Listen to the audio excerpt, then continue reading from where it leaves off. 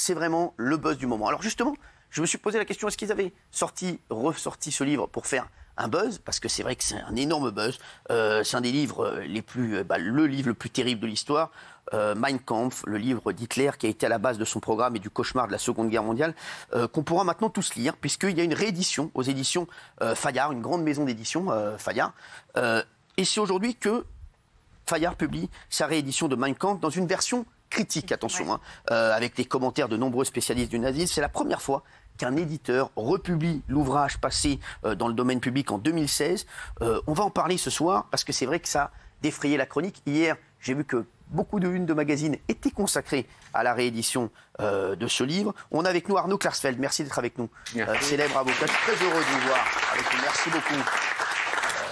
Merci. Et Arnaud, vous êtes pour la publication. Vous allez nous expliquer pourquoi dans un instant. Et il y a Alexis Corbière, député et professeur d'histoire, Alexis. C'est ça que vous m'avez dit la dernière fois.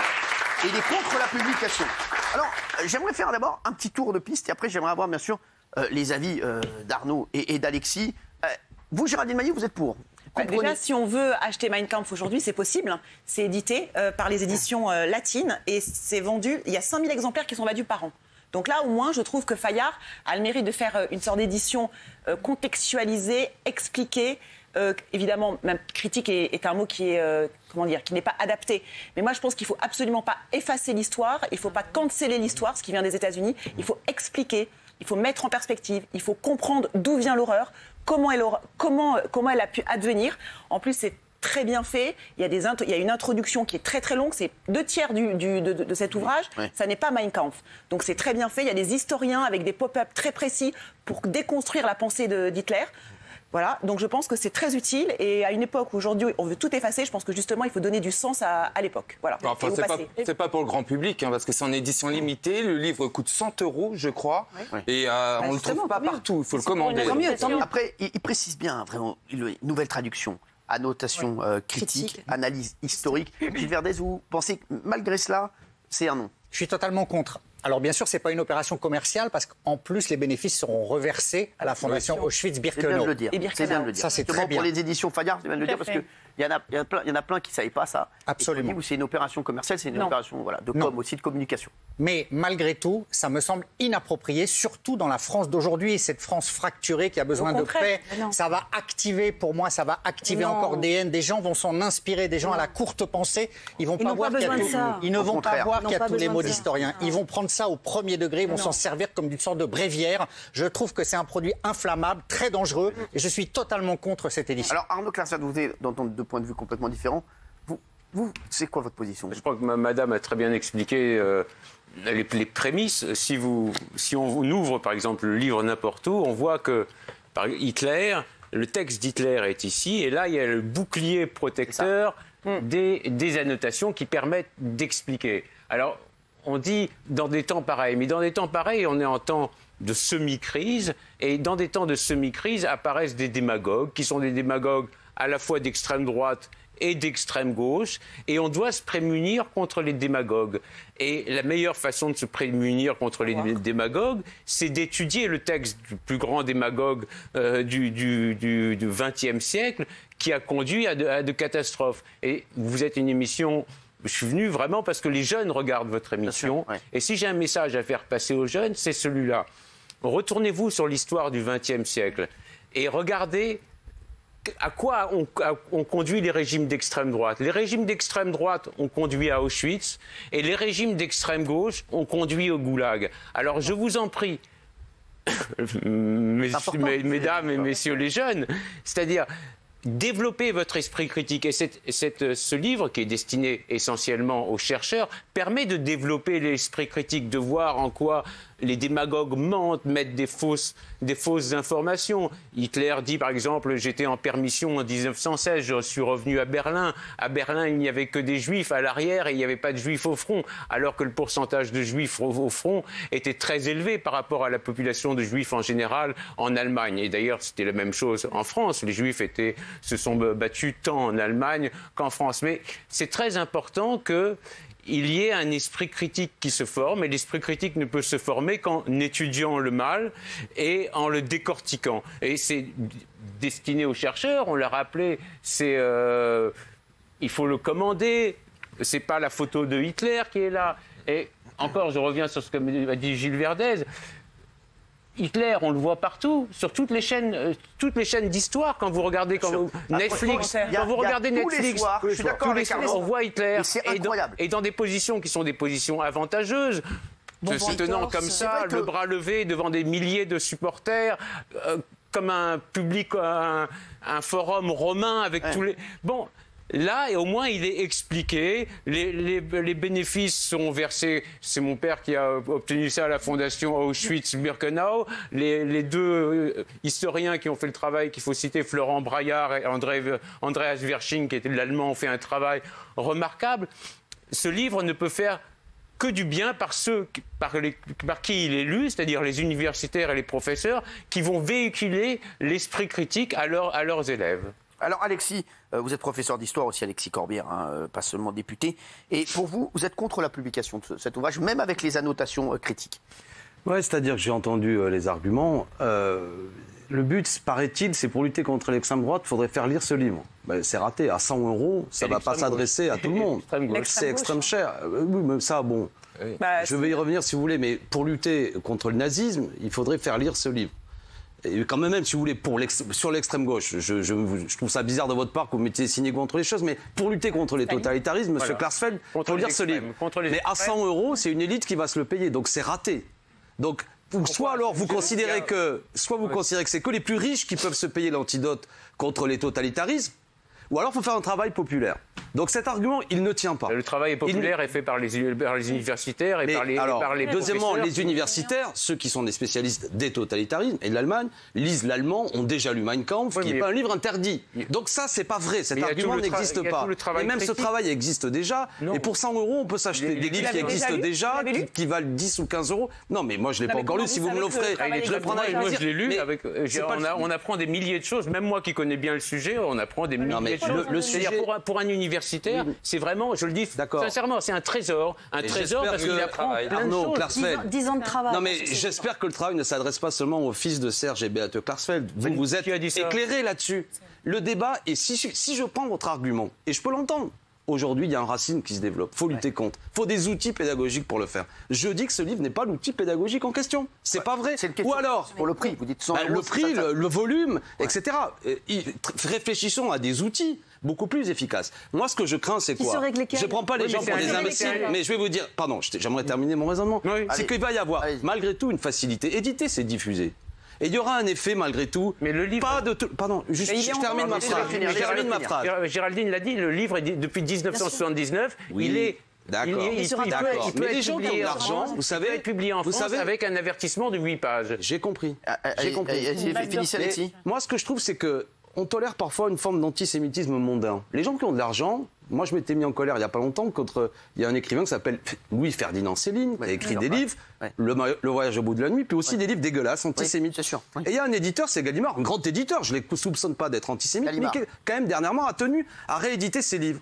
Moi je dis, et alors bien sûr on m'a dit c'est des livres chers, luxueux, mais on tolère une forme. Les gens qui ont de l'argent, ils ont parfois les moyens, parce que soi-disant, les gens qui ont de l'argent, ils sont moins bêtes que les gens du peuple, et ils sont plus immunisés contre les idées antisémites. Et moi, je n'aime pas cela. Et je vais vous dire, il y aura un effet malgré tout, pas chez tout le monde, mais un petit effet d'aubaine, de s'acheter dans une édition luxueuse, de lire des saloperies antisémites. Et moi, je ne vois pas de ça d'un bon oeil, parce que je trouve que c'est pas bien. Ils peuvent déjà l'acheter. Mais ils peuvent déjà l'acheter, mais ceux qui sont riches se l'offriront aussi dans une collection luxueuse. Avec la couverture du Führer en plus. Là, c'est pas la couverture du Führer. D'accord, mais c'est des éditions souvent assez dégueulasses, qui sont pas très bien lisibles. De s'imprimer sur son imprimante, Monsieur Klarsfeld, s'imprimer à la maison sur une imprimante Mein Kampf, c'est pas la même chose que d'avoir un joli livre relié. Donc voilà mon problème. Et je pense qu'on peut mieux faire pour lutter contre les totalitarismes. Alexis, je rejoins votre idée sur les 100 €.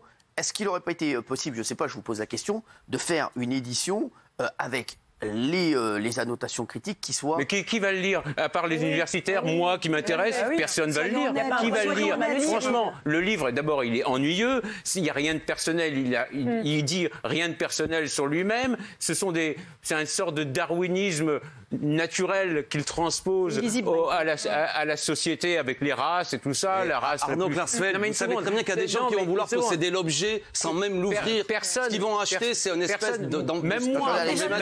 Même moi qui connais bien le sujet qui m'intéresse, c'est-à-dire c'est comme, je sais pas moi, quelqu'un qui connaît bien Tintin et Milou, alors il est très content d'avoir un truc sur Tintin et Milou. Bon, c'est un peu la même chose, je connais bien l'histoire, c'est-à-dire chaque chose me rappelle quelque chose que j'ai déjà lu et tout ça. Même moi, j'ai trouvé ça ennuyeux, mais par son texte, mais enrichissant par les critiques. Vous ne croyez pas que quelqu'un qui ne connaît pas grand-chose à la Seconde Guerre mondiale va acheter ce livre pour regarder là-dedans?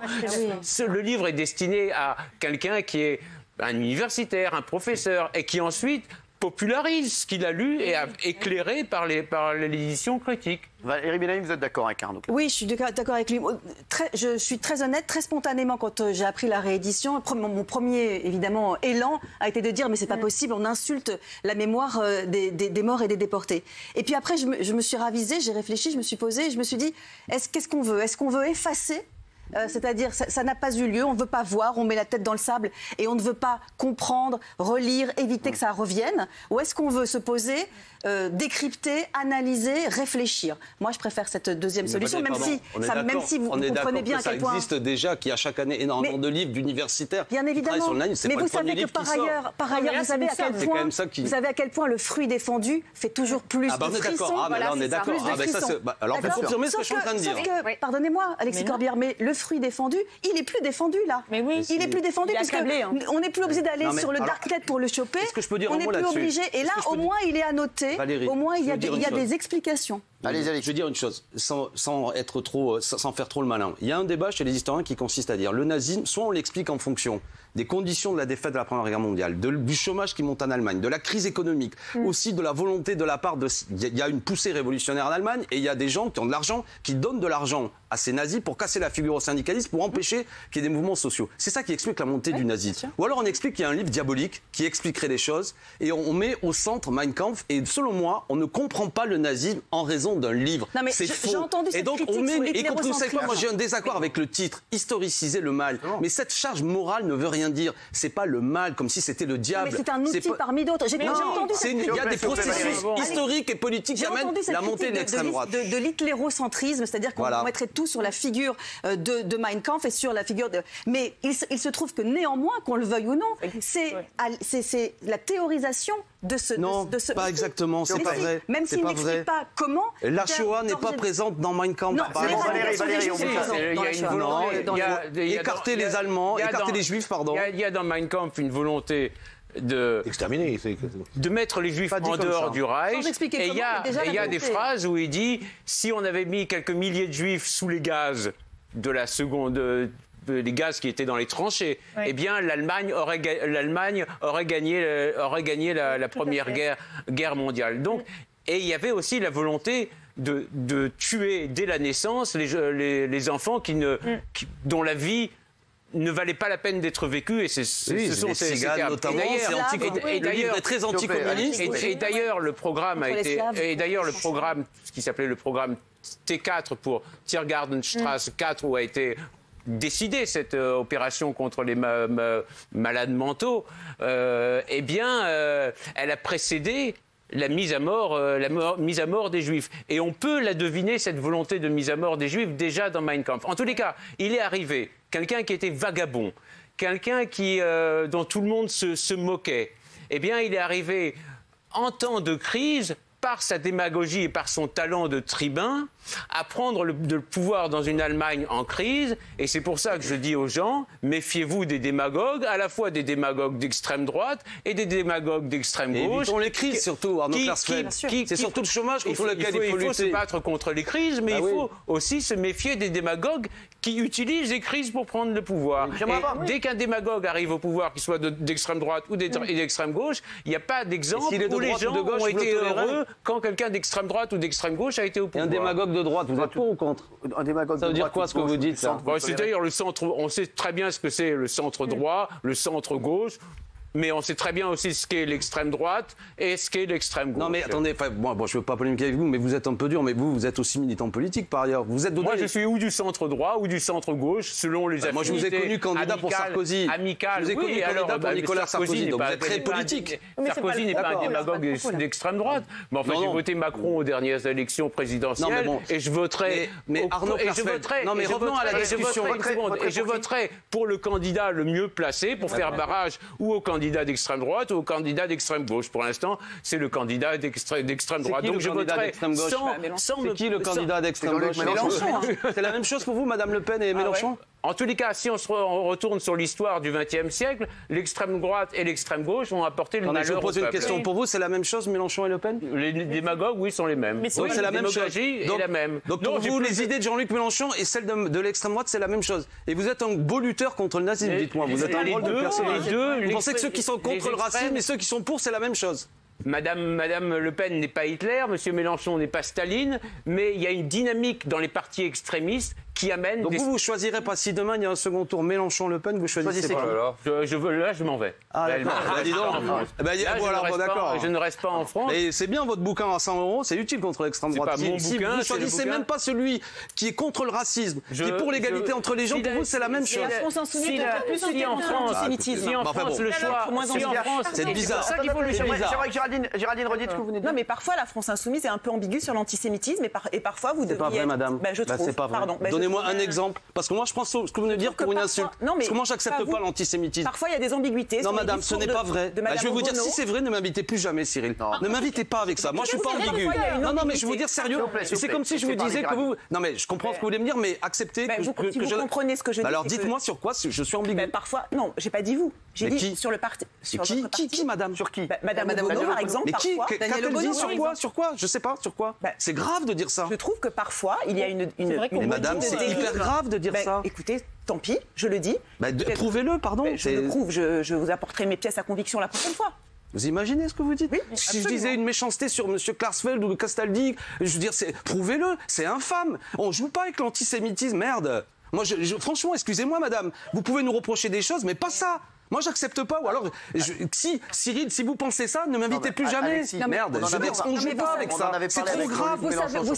Vous savez, Alexis Corbière... Mais Jean-Luc, il s'est expliqué, il me semble. Vous savez, Alexis Corbière, qu'à plusieurs reprises, certains des membres de votre parti, on les a, à minima, soupçonnés d'ambiguïté. Oui. Mais ce mot, Valérie, ce mot ambiguïté, il est ignoble parce qu'il ne veut rien dire. Si vous me dites des problèmes, on en parle. Il est possible qu'il y ait des gens qui aient été à la France insoumise. Je ne sais pas, mais ils seraient immédiatement exclus et vous aurez raison de nous les pointer. Mais le mot ambiguïté, il est rude. Juste une seconde. Je me rappelle très bien. Après, quand il y a eu les événements à Sarcelles, après, c'était en 2014, après la guerre entre Israël et le Hamas. Oui. Il y a eu les événements à Sarcelles où des maisons ou des immeubles ont été brûlés. Vous vous en souvenez, hein?